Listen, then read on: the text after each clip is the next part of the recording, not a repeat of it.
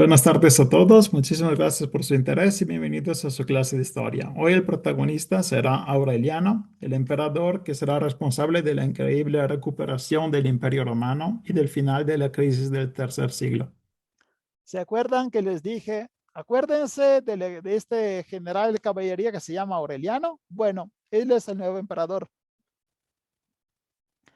Aureliano llega él también de la región del Ilírico y es muy famoso por su energía y por su violencia, al punto de ser llamado manus ad ferrum, que significa mano a la espada.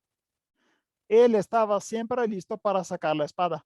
Entonces te da una idea de un general que vence sus batallas, ¿no?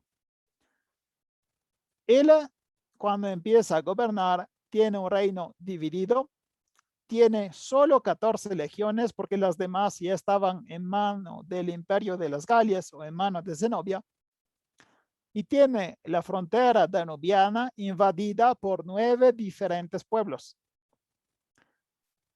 Es una situación desesperada, ¿no? O sea, cualquier persona que se encuentra este tipo de reino empieza súper mal. Entonces tiene que tomar algunas decisiones muy valientes. La primera decisión que toma es abandonar la Dacia. Se acordarán que Dacia, la actual Rumania, fue conquistada por el emperador Trajano. Bueno, él decide abandonarla porque era imposible defender ese territorio, sobre todo porque la Dacia se encontraba más allá del río Danubio. Él quería conservar el río Danubio como frontera natural del imperio. Por eso, todo este territorio ya ni modo, hay que abandonarlo. Parece un sacrificio terrible. En realidad, todos los soldados que estaban en la Dacia ya se pueden utilizar en otros lugares. Entonces, perdiendo la Dacia, hace más fuerte toda la frontera, porque los soldados ahora se concentran en la defensa de un territorio más fácil como es la orilla de un río, ¿no?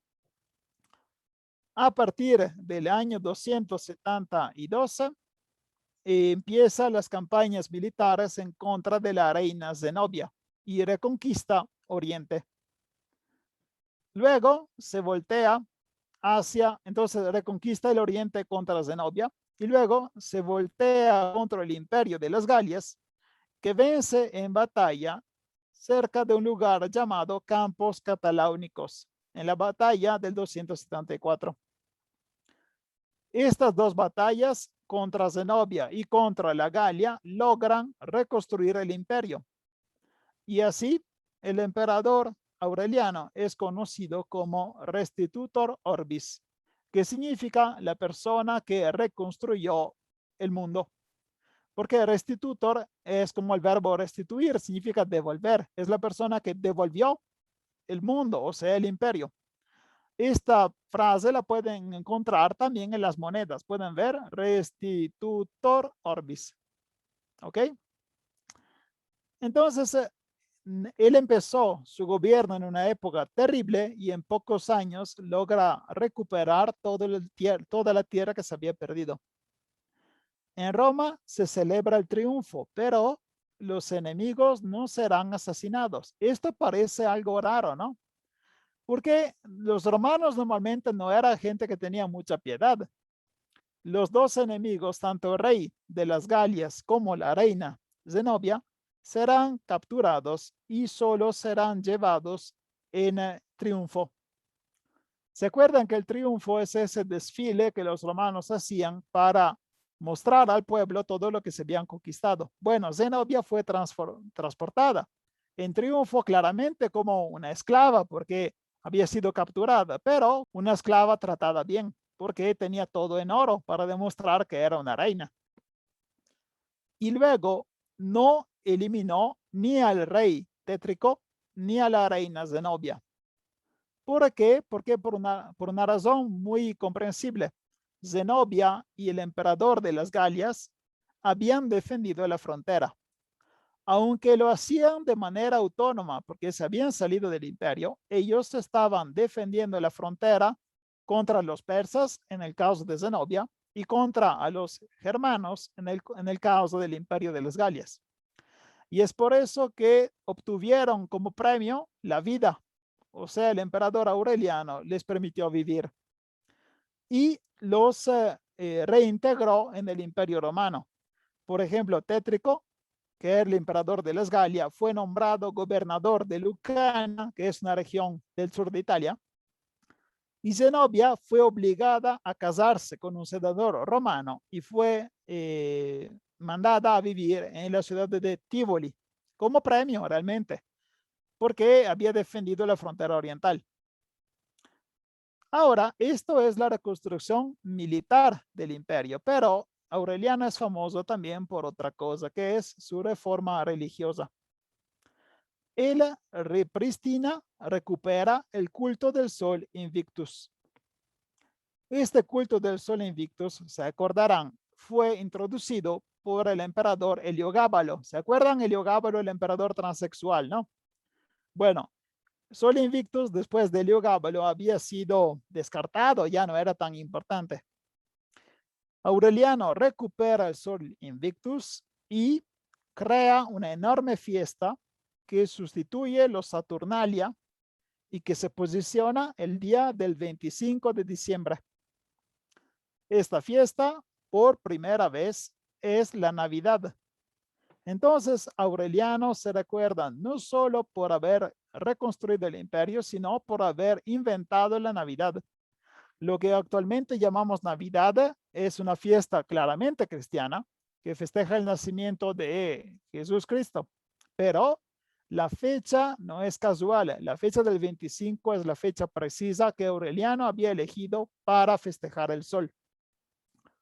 Entonces, ¿cuántos años lleva la Navidad? 1800 años, porque empezó con Aureliano. ¿De acuerdo?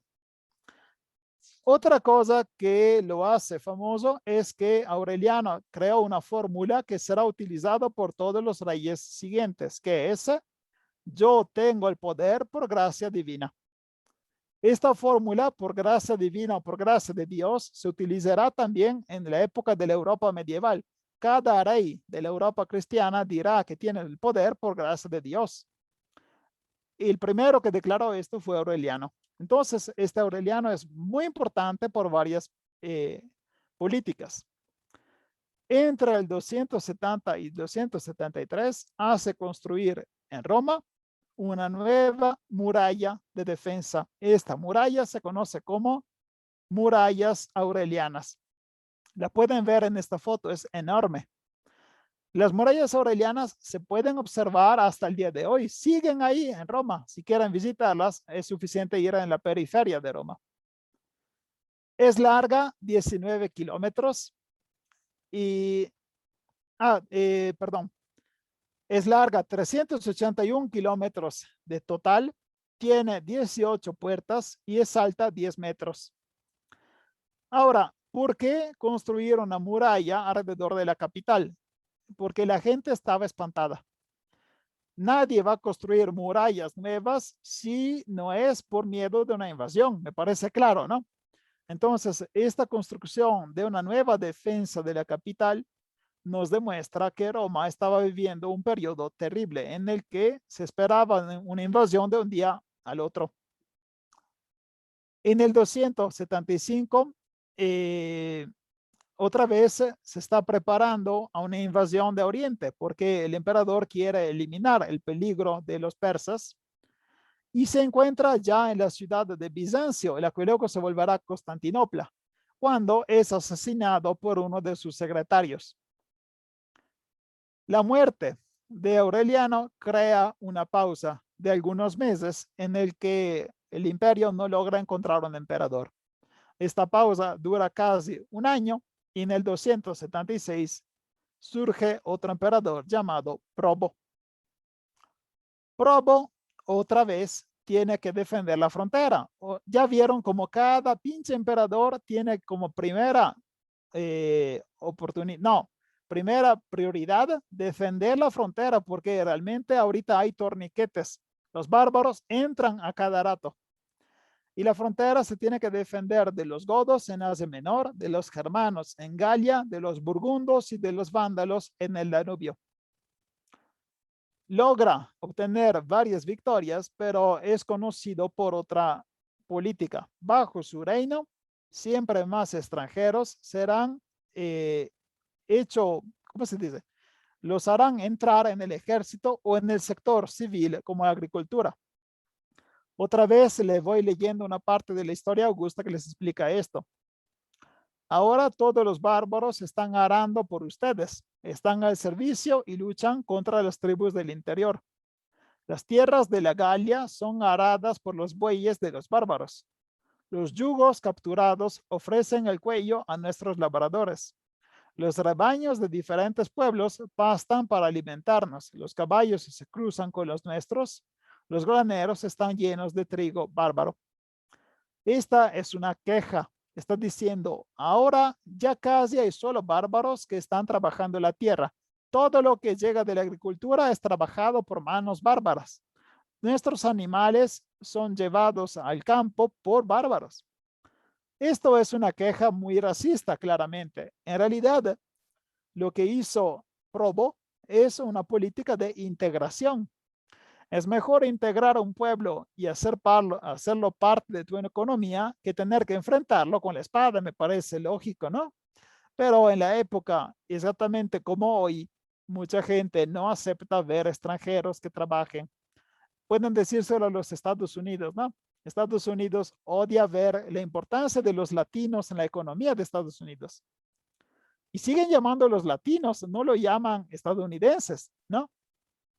Es el mismo tipo de lógica, solo que 2000 años antes, ¿de acuerdo? Además de luchar contra los bárbaros, tiene que también luchar contra varios enemigos. Usurpadores son gente que se proclama como emperador y quiere robarle el título imperial. Entonces, Probo es conocido por pasar la gran parte de su reino corriendo de un lado a otro. ¿Por qué? Él no quiere compartir el poder con nadie, no quiere tener un viceemperador, no quiere dividir el imperio en dos partes y por eso se acumula sobre su cabeza toda la responsabilidad.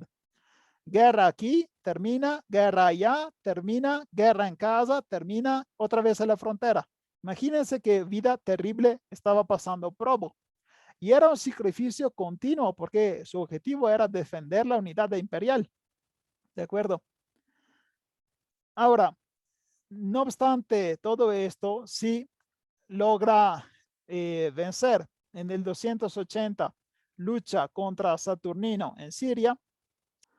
Una vez que restablece la tranquilidad, intenta resolver otro gran problema, que es el fisco, la entrada de los impuestos. Esto porque podrá sorprenderles, pero hacer una guerra no es algo gratis. Hay que preparar a los soldados, hay que alimentarlos, hay que transportarlos. Entonces, cada guerra que hizo el Imperio Romano claramente fue pagada. ¿Y quién paga? Hacienda. Claramente Hacienda, pero de la época, ¿no? Todas estas guerras habían vaciado las cajas del país. Ya no había dinero.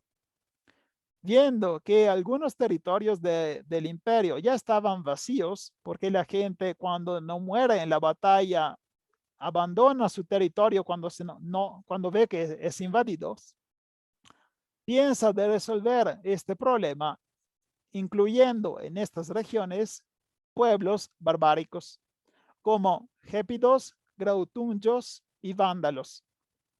Estos tres pueblos son tres tipos diferentes de alemanes y Probo quiere ponerlos adentro de la frontera del imperio para que trabajen como granjeros y para luego transformarlos en contribuyentes para el fisco. Esto es porque cada granjero tenía que pagar impuestos.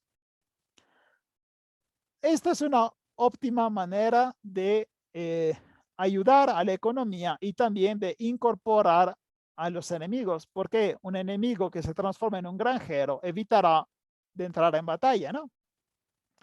Pero es una política que Probo hizo demasiado rápidamente. Entonces provocó conflictos con la población, porque La población romana veía esta invasión de pueblos que antes eran enemigos y que ahora vivían adentro de manera tranquila. Otra vez es el mismo tema de racismo que ya les dije. No solo eso, sino que notaba como la tierra necesitaba muchísimos brazos para ser trabajada y entonces puso a trabajar a los soldados. Cuando los soldados no estaban haciendo una batalla, estaban trabajando la tierra. Por ejemplo, limpiaban un pantano, abrían calle, mejoraban ¿cómo se llama? La orilla del río, intentaban evitar inundaciones. Todos estos trabajos estaban adentro de las tareas del soldado romano, o sea, no deberían quejarse, pero Probo abusó de ellos, los hizo trabajar demasiado.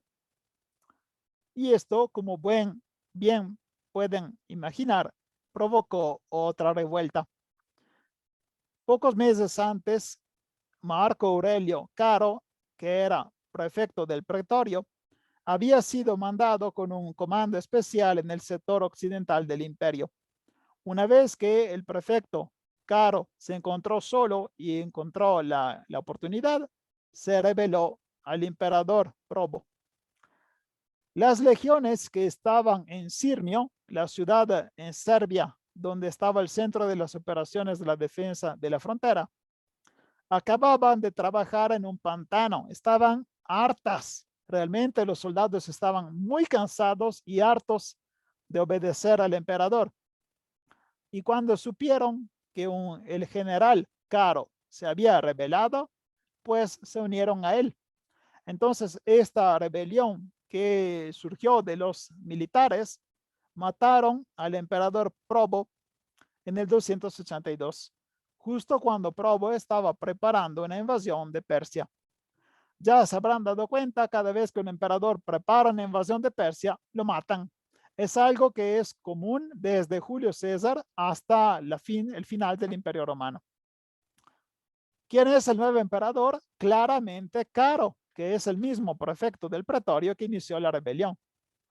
Pero miren la fecha, no alcanza ni siquiera 2 años de gobierno. El nuevo emperador es Caro. No alcanza a Roma, pero logra ganarse el respeto del Senado aún sin presentarse. Caro tiene 2 hijos que se llaman Carino y Numeriano, y otra vez quiere compartir con ellos el poder. Además, quiere también dividir las prioridades. Le da a un hijo una parte del imperio, el otro hijo la otra parte. Él luchó primero en el occidente contra 2 pueblos, cuados y sármatas, y sus victorias le permitieron alcanzar el título de Germanicus Maximus. Ya pueden ver como cada vez que un emperador vence a los germanes, cada vez que el emperador vence a los germanes, lo gana el título de Germanicus, ¿no? Al inicio del año 283, asocia al trono su hijo Carino, nombrándolo Augusto, y le entrega las provincias occidentales. Con el otro hijo, que se llama Numeriano, se ocupa de Oriente. Y era el momento correcto para invadir Persia. ¿Por qué? Porque en Persia, el hermano del rey, que se llamaba Bahram II, había dado inicio a una rebelión. Por una vez, la rebelión no era al interior de los romanos, era al interior de los persas.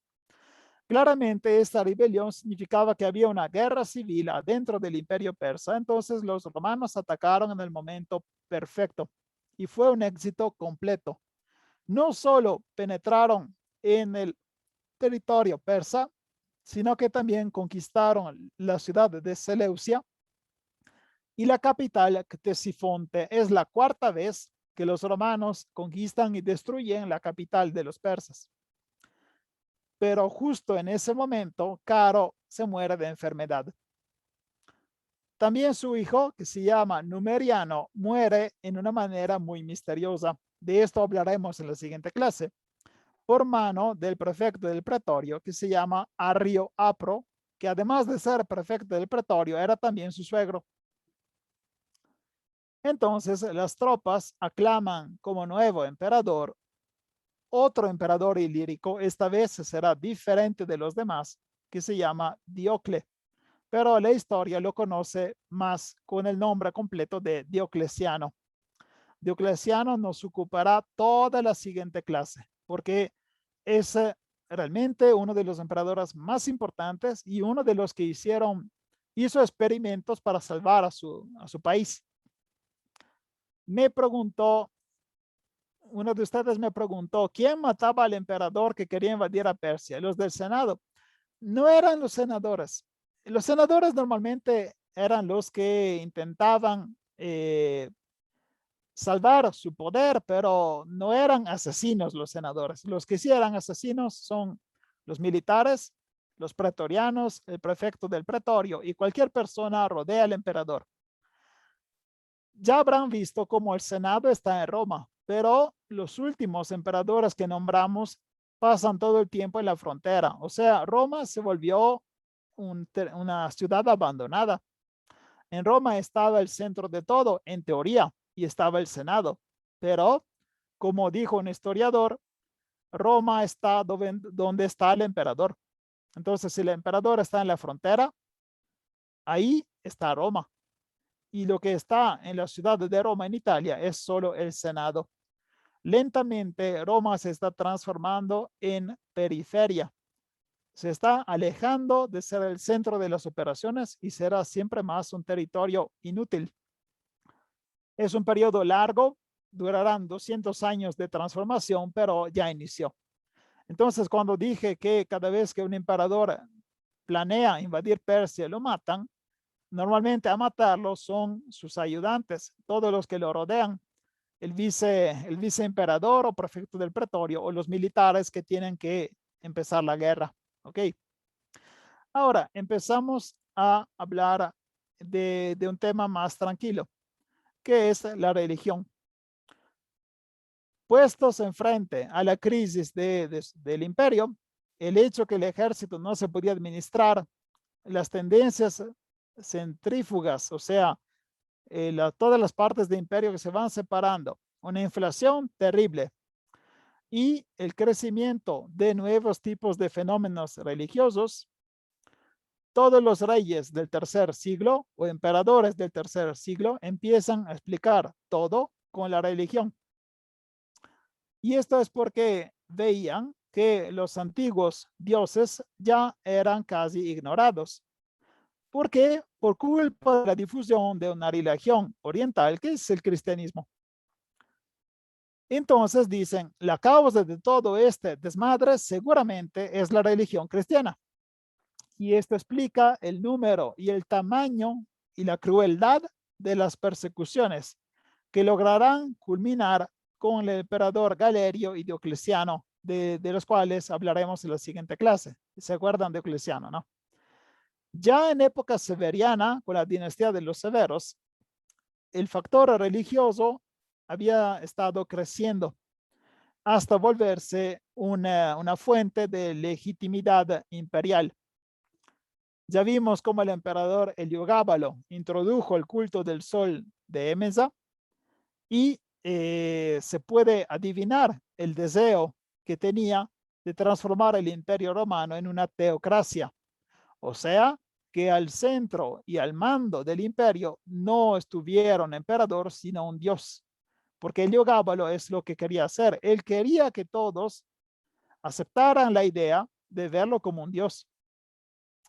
Misticismo y sincretismo estaban presentes también bajo el reino de Alejandro Severo.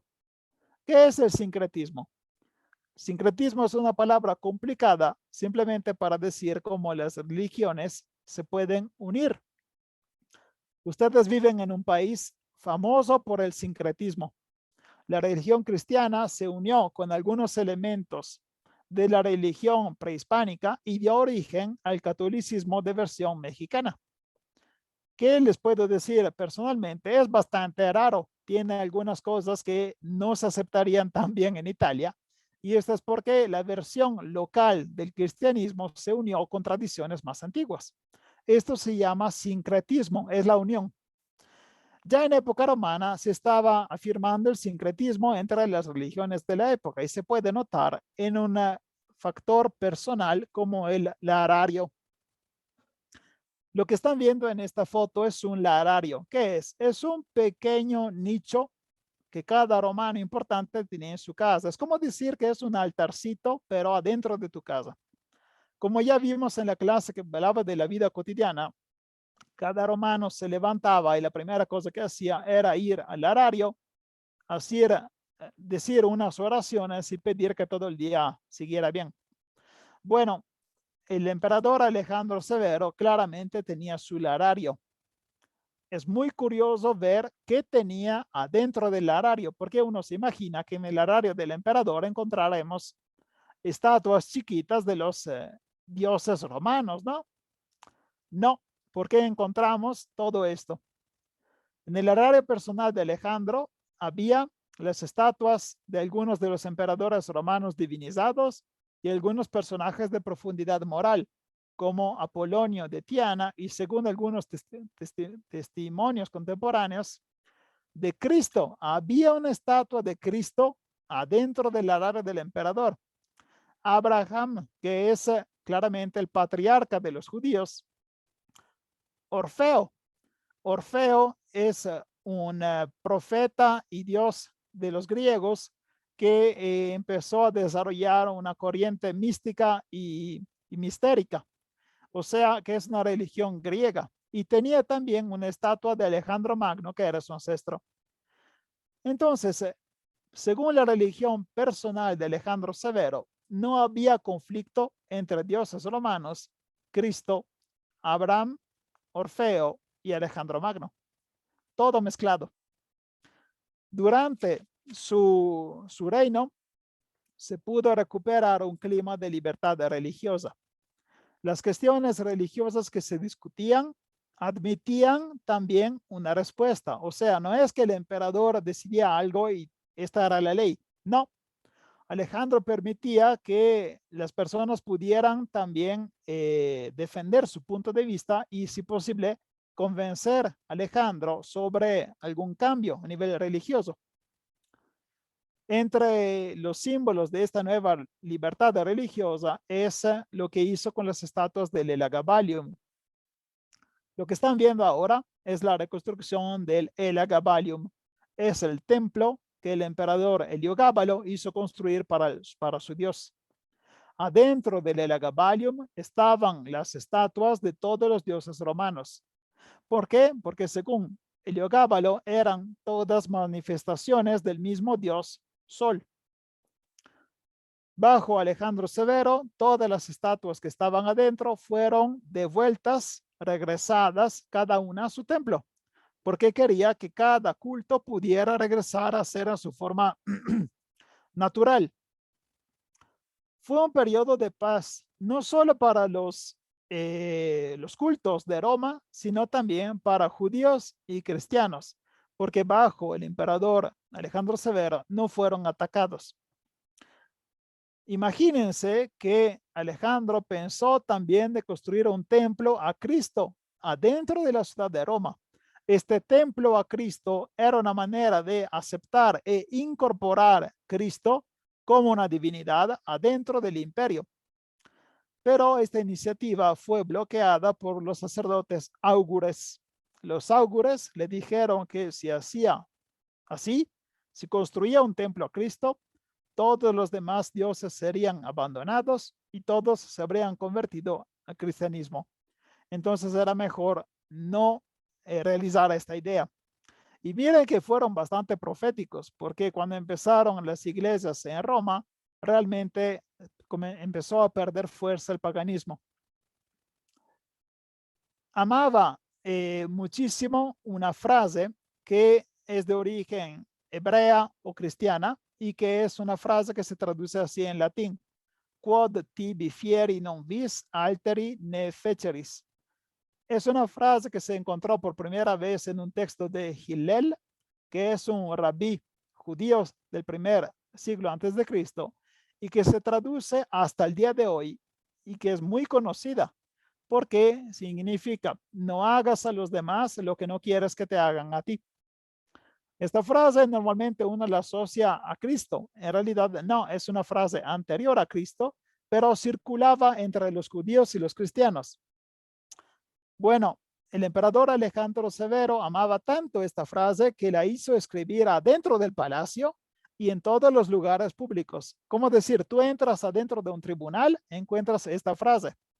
¿Por qué le pareció una frase hermosa? Porque esto pide la armonía y el respeto entre las personas, no importa cuál es tu religión, ¿de acuerdo? Este tipo de interés por la religión, acompañado pero por una actitud mucho menos tolerante, caracteriza también los emperadores ilíricos. Ellos intentan reunir en todos los sentidos el imperio. Entonces, no es una reunión solo política. Ya vimos cómo la guerra pudo reconstruir el imperio que se había roto en tres partes, ¿no? Sino también quieren que todo el imperio tenga un punto de referencia, que será el Sol Invictus. Sol Invictus es la religión que introdujo Heliogábalo, pero Aureliano la retoma, como ya vimos. Aureliano la retoma, dice el día del Sol Invictus es el 25 de diciembre, actualmente se llama Navidad, y elimina todos los elementos más polémicos que tenía esta religión. Por ejemplo, los escándalos sexuales y todo lo que era demasiado fuerte que los romanos no podían aceptar. Y creó una imagen del sol que pudiera ser aceptado por todos los paganos. Esa era la idea, crear un solo Dios que fuera el Dios de todos los romanos. No importa cuál es tu religión, el Dios supremo es el sol. Y adivinen qué es el sol. El sol es el símbolo del emperador. La idea era un imperio, un emperador, un Dios. Es una idea fuerte. Es una idea que permite al imperio de mantenerse unido, porque tú no vas a iniciar una rebelión si sabes que tu emperador es un Dios. No manches, no voy a ir en contra de él. Entonces, lo que quería hacer Aureliano era potenciar el culto del sol para, en realidad, potenciar el culto del emperador y así asegurar la seguridad del imperio, evitar guerra civil. ¿De acuerdo? También Probo aprueba el culto del sol.